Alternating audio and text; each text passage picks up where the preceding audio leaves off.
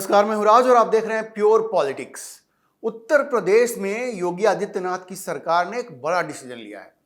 Allahabad high court ने जब यह कहा कि ये जो कास्ट ग्लोरिफिकेशन हो रहा है, ये कास्ट जाति का जो महिमा मंडन हो रहा है वहां पे, उस पर रोक लगाने की जरूरत है।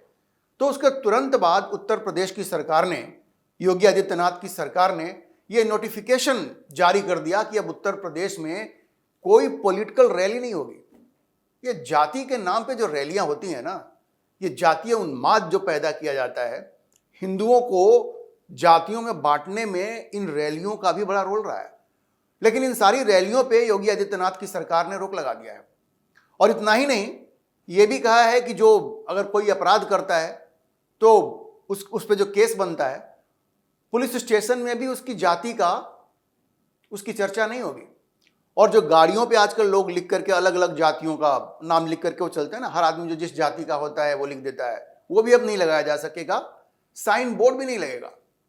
सिर्फ एक ही एग्जम्पशन दिया गया है कि ये जो शेड्यूल कास्ट और शेड्यूल ट्राइब के जो लोग हैं, अगर उनके साथ कोई क्राइम होता है तो फिर उनकी जाति मेंशन की जाएगी, क्योंकि उनको प्रोटेक्शन की जरूरत है। तो आप समझिए कि ये एक बहुत बड़ा क्रांतिकारी निर्णय है जो योगी आदित्यनाथ ने लिया है।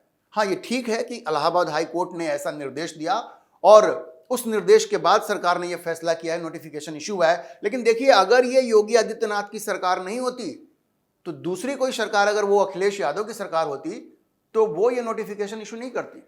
क्योंकि अगर जाति खत्म हो जाएगा, हिंदू समाज जातियों में विभक्त नहीं होगा, तो ये इनकी दाल रोटी कैसे चलेगी? ये अखिलेश यादव जैसे लोगों की राजनीति कैसे चलेगी? राहुल गांधी की राजनीति कैसे चलेगी, जो हर बात में सिर्फ जाति जाति करते रहते हैं? सड़क पे चलते हुए लोगों से पूछ लेते हैं कि तुम्हारी जाति क्या है, पत्रकारों से पूछ लेते हैं कि तुम्हारी जाति क्या है। ये और बात है कि वो अपनी जाति नहीं बताते। पिता पारसी, माँ ईसाई, और वो कैसे हिंदू हो गए और दत्तात्रेय गोत्र कहां से आ गया? ये अपने आप में इतना बड़ा फर्जीवाड़ा है राहुल गांधी का। लेकिन वो दूसरों से जाति पूछते चलते हैं, उनसे तो कोई पूछने वाला है नहीं। और संसद में जब एक बार पूछ लिया था तो अखिलेश यादव उनके पक्ष में खड़े हो गए, बोले आप ये कैसे पूछ सकते हैं? वाह भाई वाह, आप सारी दुनिया से जाति पूछेंगे और आपसे कोई आपकी जाति नहीं पूछेगा। यही तो है ये वंशवाद का ये जो जहर है ना, ये कि हम सबसे सवाल करेंगे, कोई हमसे सवाल नहीं करेगा। खैर, ये तो दूसरी बात हुई। उत्तर प्रदेश में योगी आदित्यनाथ की सरकार ने ये जो निर्णय लिया है, अपने आप में ऐतिहासिक है। भले ही ये कोर्ट के आदेश के बाद आया हो, लेकिन इसके लिए भी एक साहस की जरूरत थी, जो साहस योगी आदित्यनाथ की सरकार ने दिखाया है। अब देखिए, यह फैसला महज एक प्रशासनिक आदेश नहीं है, बल्कि सदियों से हिंदू समाज को तोड़ने वाली जातिगत दीवारों पर सीधा प्रहार है। इलाहाबाद के हाई कोर्ट के निर्देशों के बाद योगी आदित्यनाथ सरकार का यह जाति आधारित रैलियों और जाति के महिमा मंडन पर रोक लगाना दरअसल उस राजनीति पर चोट है जो वोट के लिए समाज को बांटती रही है। आज हम ये बात करेंगे कि किस तरह से यह कदम हिंदू एकता, सामाजिक समरसता और राम मनोहर लोहिया के जाति तोड़ो समाज जोड़ो के सपने को साकार करने की दिशा में ऐतिहासिक पहल है। अब देखिए, वैसे लोहिया के शिष्य होने का दावा तो अखिलेश यादव करते हैं, लेकिन लोहिया के बताए हुए सिद्धांत को समाज में इंप्लीमेंट करने का काम योगी आदित्यनाथ कर रहे हैं।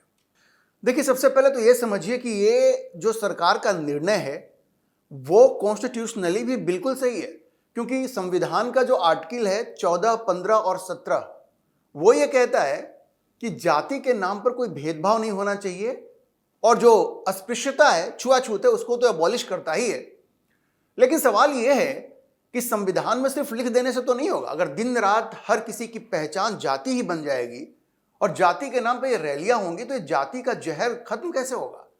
एक तरफ आप कहते हैं कि भाई हमें कोई जाति के नाम पे हमें अपमानित करता है, दूसरी तरफ आप जाति के नाम पे ही रैली करते हैं, तो ये आपस में तो काफी विरोधाभास है।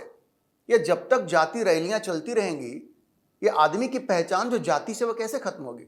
ये जरूर है कि जो समाज का कमजोर तबका है, जिसको जाति के नाम पे दबाया गया है, उसको बेनिफिट तो मिले। अफर्मेटिव एक्शंस जो होते हैं उस पर कोई रोक लगी, ऐसी बात नहीं है। लेकिन ये जो महिमा मंडन है ना, आप किसी एक जाति का महिमा मंडन करते हैं तो दूसरी जाति को भी लगता है कि भाई हमारा भी महिमा मंडन होना चाहिए, या कहीं ना कहीं हमें कोई नीचा दिखाने की कोशिश हो रही है। तो इसलिए ये जाति रैली पे जो रोक लगाया गया है, ये संविधान सम्मत भी है, क्योंकि संविधान ये कहता है कि जाति के नाम पर कोई भेदभाव नहीं होना चाहिए, और जाति रैली करना भी एक तरह से भेदभाव करना ही है, क्योंकि दूसरी जातियों को ऐसा लगता है कि भाई ये हमें भी करना चाहिए और हमें शायद नीचा दिखाया जा रहा है। देखिए, इसका एक सबसे बड़ा असर तो ये पड़ेगा कि ये जो हिंदू फ्रेगमेंटेशन है, हिंदू समाज के अंदर जो बिखराव है, उसको रोकने में ये कारगर सिद्ध होगा। आप अगर देखेंगे 1990 के दशक में बिहार जैसे प्रदेशों में जम के जाति रैलियां हुआ करती थी, यादव रैली, कुर्मी रैली, ब्राह्मण रैली, राजपूत रैली, सब रैली, मतलब हिंदू जैसा कुछ बचा ही नहीं। और ये वो वजह रही कि राहुल गांधी जैसे लोग इसका फायदा उठाते हैं। वो मुसलमानों का तुष्टीकरण इसलिए करते हैं क्योंकि उनको लगता है कि मुस्लिम तो एक साथ है, मतलब वो एक मुट्ठी बंधा हुआ है उसका, लेकिन हिंदू कहाँ है? हिंदू है ही नहीं उनकी नजर में। उनकी नजर में सिर्फ जातियां हैं, हिंदू नहीं है। तो उस पर यह बहुत बड़ी चोट है। अब भाई, अगर आप जाति रैली नहीं होगी, गाड़ियों पे अगर जाति नहीं लिखा जाएगा, साइन बोर्ड नहीं लगेंगे, तो जाति की जो भावना है वो धीरे धीरे कम होगी। और अगर ये जाति की भावना कम होगी तो सबसे बड़ा नुकसान किसका होगा? ये अखिलेश यादव और राहुल गांधी जैसे लोगों को होगा, जिनकी पूरी राजनीति जाति पर टिकी हुई है। तो ये जाति को आधार बना करके जो लोग राजनीति करना चाहते हैं, उन सबों के लिए बहुत बड़ा झटका है। अखिलेश यादव और राहुल गांधी तो हैं ही, दूसरी पार्टियां भी हैं, भारतीय जनता पार्टी की सहयोगी पार्टियां भी हैं। उनमें आप देखिए, जो संजय निषाद की पार्टी है, ओम प्रकाश राजभर की पार्टी है, या सोनेलाल पटेल की जो पार्टी थी, जो अभी अनुप्रिया जी जिस पार्टी से संबंध रखती हैं, इनको भी तकलीफ होगी। लेकिन धीरे धीरे, ये इतनी बड़ी पार्टियां नहीं है। ये जो बड़ी पार्टियां हैं, जैसे उत्तर प्रदेश में समाजवादी पार्टी हो गई, बिहार में राष्ट्रीय जनता दल हो गया, तो ये तो उत्तर प्रदेश स्पेसिफिक है, तो अभी हम लोग उत्तर प्रदेश की ही बात करेंगे। तो ये अखिलेश यादव और राहुल गांधी, इनको सबसे ज्यादा नुकसान इससे होने जा रहा है, क्योंकि जब से ही जाति की भावना कम होगी, इनकी राजनीति कुंद हो जाएगी। आप ये समझिए कि ये जितनी भी शातिर चालें इन्होंने चली हैं हिंदू समाज को बांटने की, उस पे ये एक कुठाराघात है। और एक चीज और, जैसा मैंने आपको कहा कि ये जब जातियों का प्रभाव कम होगा, और जातियों के प्रभाव को कम करने के लिए या हिंदू समाज के फ्रेगमेंटेशन को रोकने के लिए जब इस तरह का कानून असर में लाया जाएगा, जो उत्तर प्रदेश में कानून बन गया है, नोटिफिकेशन इशू हो गया है, तो ये उस दिशा में जा रहा है जिस दिशा में जाने की बात अखिलेश यादव के जो पिताजी थे मुलायम सिंह यादव, और उनके जो गुरु थे राम मनोहर लोहिया, जो लोग ये कहते थे कि हम राम मनोहर लोहिया को फॉलो करते हैं, तो ये राम मनोहर लोहिया के सिद्धांतों की तरफ जा रहा है। क्योंकि वो कहते थे कि जाति तोड़ो, समाज जोड़ो। वो कहते थे समाज में, खास करके हिंदू समाज की बात वो करते थे ना, इस समाज में ये जाति नहीं होना चाहिए, जाति को तोड़ने की जरूरत है और समाज को जोड़ने की जरूरत है। लेकिन अखिलेश यादव जैसे लोग, इनकी तो पूरी राजनीति ही जाति पर आधारित है। खैर, अब इसका फायदा क्या होगा? इसका फायदा यह होगा कि जाति की भावना समाज में कम होगी और पूरा हिंदू समाज एक हो पाएगा।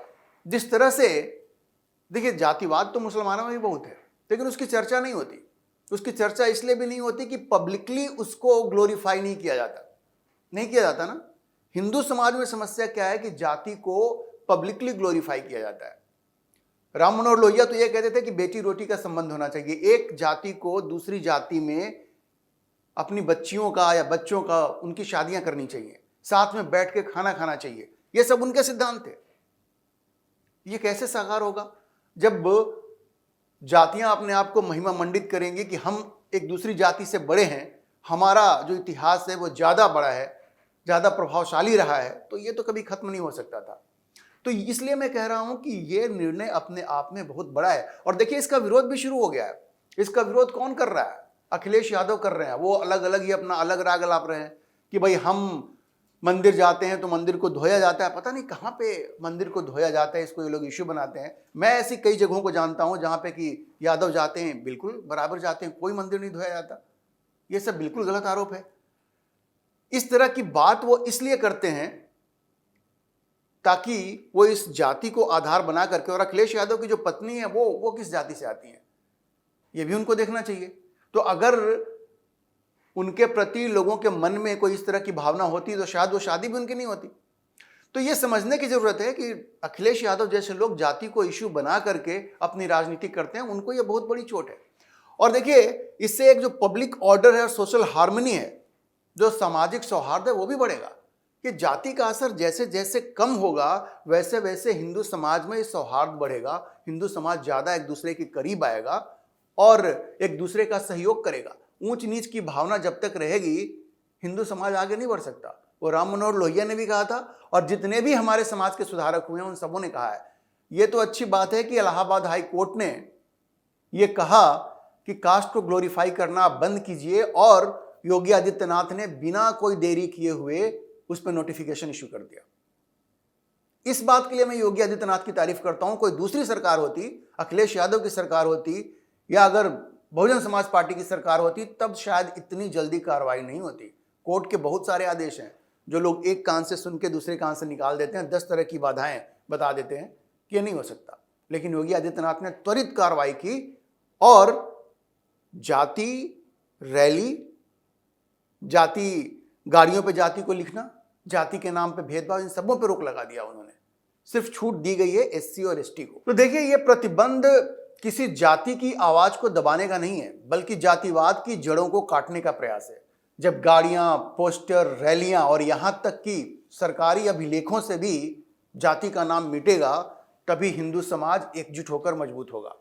योगी सरकार का यह कदम संविधान की भावना, राष्ट्रीय एकता और लोहिया की जाति मुक्त भारत की परिकल्पना, इन तीनों को एक साथ मजबूती देता है और यही है सच्चे सामाजिक क्रांति की शुरुआत। अभी के लिए इतना ही। हम इस खबर पर नजर बनाए रखेंगे और आपको अपडेट करते रहेंगे। इस विषय पर आप क्या सोचते हैं, अपनी राय कमेंट बॉक्स में जरूर लिखें। और अगर आपको ये वीडियो पसंद आया हो तो आप इसे लाइक करें, शेयर करें और हमारे चैनल को सब्सक्राइब जरूर करें।